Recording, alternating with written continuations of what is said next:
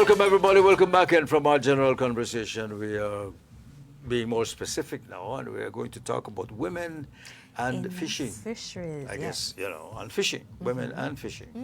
You know, you hear stories about men having sons and daughters Yeah. living by the sea or rivers, and they and the boys go fishing. They and the boys go fishing. Every now and then, though, you hear the story, the girl Yeah. goes along too, I think you had that experience, right? Yes, You kind of grew up in that to be environment. honest with you, though, I didn't go out that often. I actually only know one female fisher personally. I only know one female fisher personally. Yeah, and I remember going as a, younger person to Kikaka. He used to go to Mr. Young, and he used to go fishing. And he was the one that went fishing, and not his wife as much. She didn't really like it, but he would be out there every morning early. You see him on the horizon, Elidori, Yes. and he'd fish, but it was always a man's thing. But we understand women are getting more and more and more and more involved in this. Yes. With us in the studio is Ralna Lewis, who is the Assistant Country Director, Marine Program, World Conservation Society, Wildlife. Wildlife Conservation Society. I tell you, they Belize always- program, typo. Good morning, welcome. Good Welcome, morning, Ralna. and thank you for having me here. All right. So when we talk about women in fisheries, how big is that group and who do you represent? Okay, so when it just like what Ernesto was saying, oftentimes when people think about fishing, we only think about the men on the boats, right? And if we look at it that way, in terms of the number of persons who are licensed for commercial fisheries, it's around 3 to 7% of that number is actually women. But when we look at women, when we look at the fisheries sector itself, it's not only the act of fishing that we're trying to look at and address. It's all the different activities that are along that value chain that would eventually end up with you buying that product. So it's the fishing, it's the processing, it's the marketing, the sales, and even the preparation for going out to fishing. So when we look at it that way, there's a larger number of women who are actually engaged in the act of fishing in that particular sector. Do we count the women in households that are supported by fishing in this? Yes, so when we do our engagement, when we're talking about women in fisheries, we involve those women as well. Wives and daughters. Yes, the wives, the daughters, the entire households who are supporting that particular sector. But the way we collect data, then it would show that, it's just a small number, it's a minuscule number of women who are actually involved in the sector. Well, like the story I mentioned, he goes fishing, but when he come back, She got a lot. she is the one who prepares it, and Yes. and everybody enjoys it. Yeah. I remember one thing about her telling him that you clean it before bringing it in here. Got, You got the you fisherman. got it on, clean it on, and Yeah. he would do that. But you're right, the women, and then commercially, it's not about cooking it; it's about preparing it, right? Yeah, so when you look at the commercial aspect of it, if you go to any of the cooperatives, you'll see it's the women who are involved in the processing. You go to Conchel Bay or any of the other fish markets. If you go to coastal communities, fishing coastal communities, women are involved, like you said, getting the men ready for the trips, especially those who go for these long 7-day trips and so on. They're involved in ensuring that when they come back, there are sales for these seafood products as well. So it's a lot of roles that they're taking on. And, when we look at management decisions, when you go out there, you collect the data, and then you're informing these regulations and so on, you're not taking into account how that would affect these other persons involved in the sector. And that is what I think we're trying to bring that attention to, recognizing that these are other persons involved in the sector, and when you implement these decisions, they're also being impacted by it. Hence the reason you need to ensure that they're engaged in the decision-making process. Like when I was going to school, which was way back, our focus at that time was ensuring that fishers were at that decision-making table, ensuring that there's a democratic process involved in that. But I think now what we're trying to do is going a little bit deeper and ensuring that when we're saying fishers, it's not just a blanket statement, but we're looking at the other persons and looking at the other genders that are involved in that sector as well, and ensuring that whatever we're doing, that they're engaged in that process. Because as natural resource managers, we are really looking at the relationship that people have with the natural resources. Like I always say, you can't go and tell the fish, don't get caught in the net, don't eat the bait and so on. It's the persons who are interacting with that natural resource that we're trying to manage that relationship that they have, and in so doing, then we also need to manage the relationship that these different stakeholders are having among themselves. Sure, sure.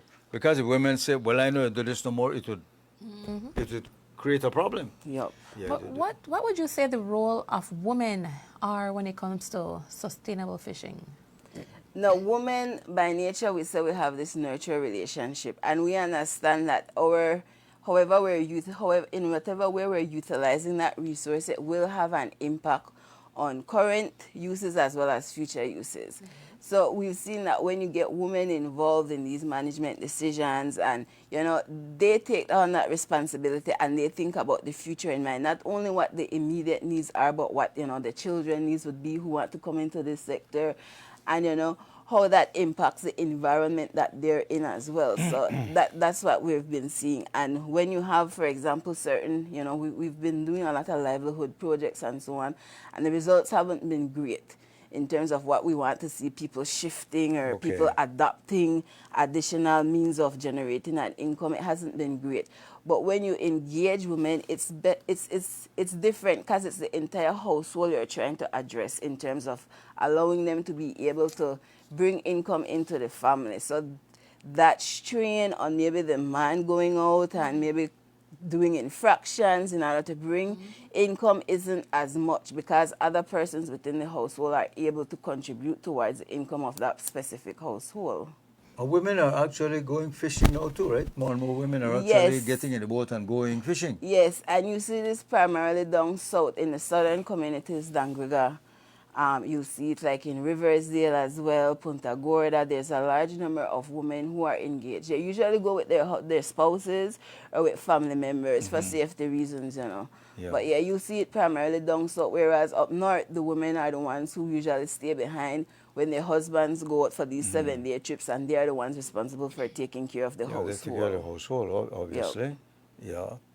How is the dependency on fishing dropping? In some areas, isolated instances, you'll see people shifting towards tourism. I think especially like after during COVID, we had a lot of people who were involved in tourism going back to fishing. Okay. That is what we saw. We saw a spike and increase in the number of fishers, but they were primarily doing fin fish, right? However, when COVID and the season open up back and we have a better season, then you see people going back into tourism. In some instances, you hear fishers saying that, it's not like what it used to be, so they're changing, they're adapting. Some people are moving into farming, some people moving into tourism, small micro businesses that they're trying to start. We have instances, people who free dive a lot for lobster and conch. It does affect your respiratory system. And we see like older fishers, doing taxi service, different thing within their communities. They'll find out what the need is, and then they'll try to get into those services as well. Okay, but it is reducing, you would say. In some instances, it's reducing, but in other instances... But there's less fish out there, right? Well, that is what the data is saying. Yeah. But in some other instances, you'll see an influx of younger fishers into the sector as well. So, really? Yeah. I think in probably last year, there was an increase we saw in the number of fishers. But there's a lot of young people, primarily from the north as well, who are getting into fishing. We hear about sustainable fishing and different organizations trying to, control how fishing is done now, which I know some fishers don't like the idea, but I guess they have to accept it. Is the course changing when it comes to fishing? In the old days, you used to have, I guess, great fishing everywhere. That's not true anymore, is it? No, certain areas are more, those would be the areas that are highly sought after by fishers. You have certain areas that they prefer. And a fisherfolk wouldn't necessarily tell you where their fishing spot is, because, that's top secret. But yeah, certain areas are more, when they go and apply for their license, you have to select which area you want to fish at. You have a choice of two. That. Yeah, you have a choice of 2 areas. But that area you need to is select. quite large. I mean, it's not very specific. Exactly. These are large areas. Like fish down south, fish up north, things yeah, like that. you have they're divided. You have I believe it's 9 areas that you're allowed to fish at. Okay. In a perfect world, people would fish for what they can eat for a meal and left the rest of fish until they're ready for your next meal, right? The other extreme is, you know, mass fishing and reselling to everywhere you can, and what one not sell, I guess it wastes. What do you think is the perfect balance when it comes to people who rely on fishing for a livelihood between those two extremes? Well, for me, fishing is a livelihood, and you can't deny people the fact or the right to go out there and fish and make a living. And you need to understand, people who are involved in fishing, a lot of them don't want to work on land. They don't want to do the work that we're doing. It's I agree, confining yeah. for them. So you can't deny people that right. For me, I think it boils down, it comes down to you, the consumer. You have a responsibility when it comes to, you know, the close seasons for conch and lobster and so on. So you don't go to the fish market, or you don't go to your Fisherfolk and demand them, and, you know, for them to have that product. So those are some of the things that we need to put in place. You as a consumer, you have a responsibility in ensuring that the sector remains sustainable. So there's that aspect of it. Then we also have the aspect of enforcement, because we have a lot of, in some instances, transboundary fishing, you know, whereby people from other countries are coming in, or people from Belize, you know, itself are taking our fish product outside. So then that enforcement plays a role in it. So, but as a fisher, you know, you are responsible to ensure that this is your livelihood, and you want to ensure that you're able to continue to fish. So you need to have that responsibility on yourself. You know, there's this the human rights approach to fishing, right? Whereby you as a fisher, you have certain rights, but with rights comes responsibility, right? So, you know, that is what we're trying to implore on our Fisherfolk. You have this right to go out to fish, access to, you know, all of these resources and so on, but your responsibility is to ensure that you're doing it in a sustainable and a responsible way, in a manner. So we have all of these different legislations out there, and you are expected to abide by them, you know, and that is the reason why you have enforcement. You have you, the consumer, who then reinforces those responsible behaviors at the end of the day. You call, everybody's a fisher. You mentioned lobster and conch. They are fishers too. Yes. As opposed to line net fishing. No, when you apply for your commercial Fisherfolk license, except for shark, you need a special license for shark. So I have a license. When the conch season comes, I do conch. When there's no conch, I can go fishing. Otherwise, I'm not, you know, if I'm a regular fisherman, I still let my fish alone. You know, I can't do that. Yes. You can fish across the board. But you have certain fishers who, when conch season or lobster season close, that's it for them. They won't go out for fin fish, right? Because that's their bread and butter. That is what brings the income for them. Some specifically, it's for lobster, you know, because that's the highest income earner when it comes to the fishing sector, lobster.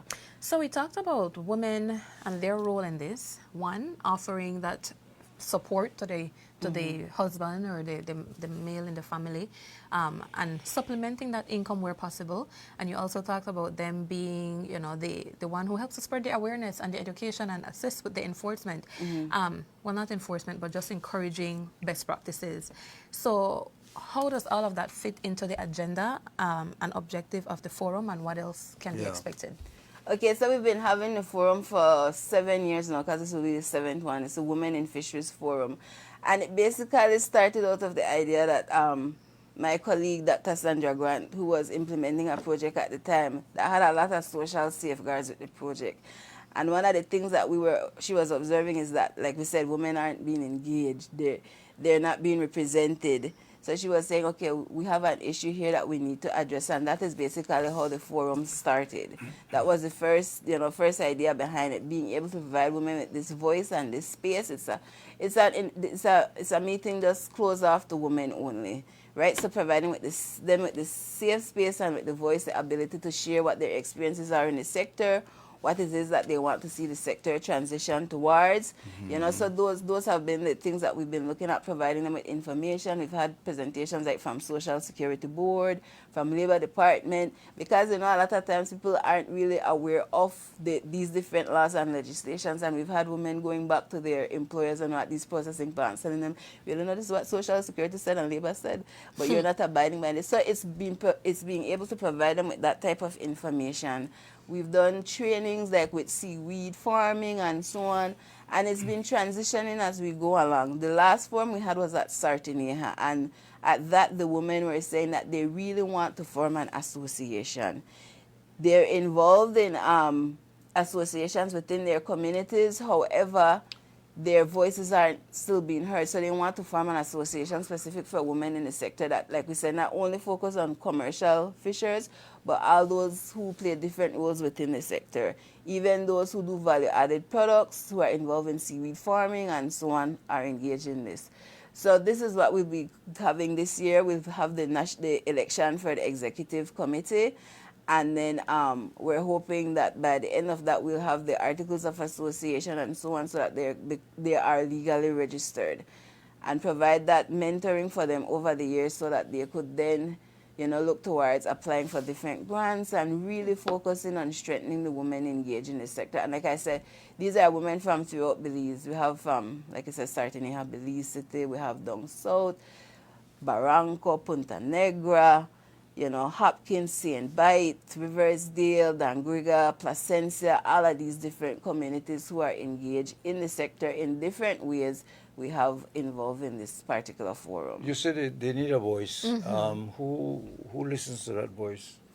Well, we have a lot of advisory committees for these marine protected areas. We have a fisheries advisory board, and on these committees there are spaces for fisher representatives to sit on them, and that is what we want, that women have the ability to sit on these committees. Because yes, you can have a fisherfolk, you can have a man there, but the conditions and whatever women are facing in the sector might not be something that a man necessarily can relate to. How a specific regulation would impact them, Right.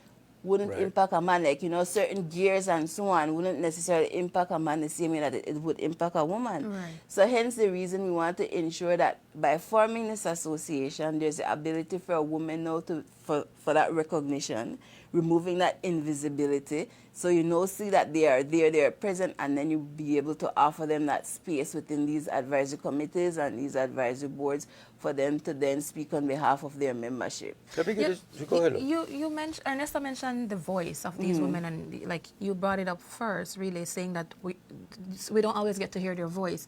In some ways, you can be their voice because you've heard a lot of what they've had to say. What are some specific things that they've been asking for that you think we haven't been able to meet as yet?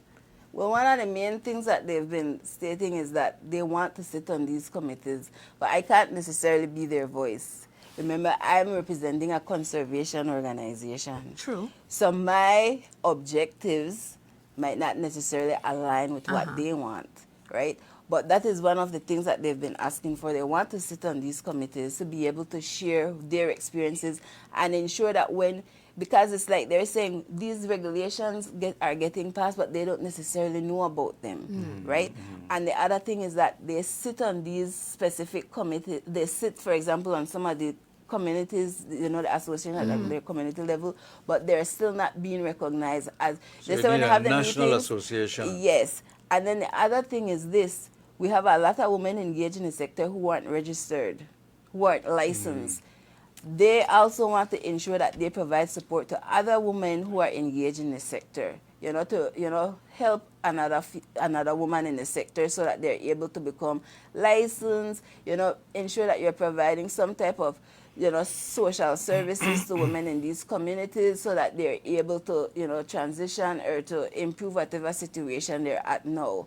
So those are some of the things that they want to focus on. So over the last 7 years that you held these forums, what has resulted from the forums? You still don't have a national association. Well, that is what we'll be having this year. time. So we'll have the election so that they're able to form it.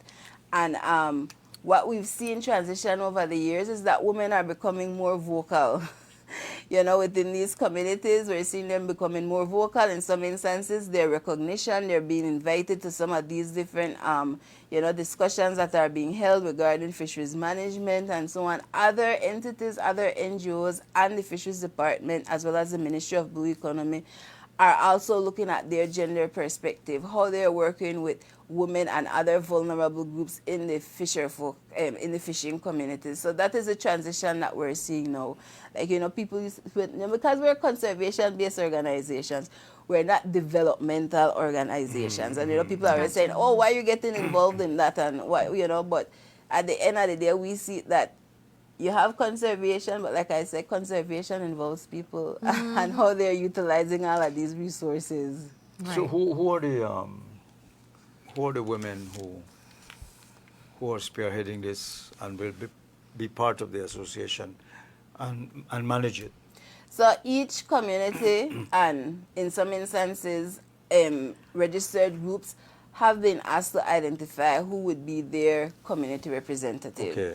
At the meeting now, what will happen is that each group has the ability to vote because there are 7 seats that will be offered for the executive committee. They will decide who they want to nominate for the different positions, and then the elections will be held. There are some women who are keen who have already stated that yes, they want to run for the chairperson position or the vice chair. So they come with that already set, and we offer them the ability to present to the group there to say what it is that they are being able to offer if they were put in these positions.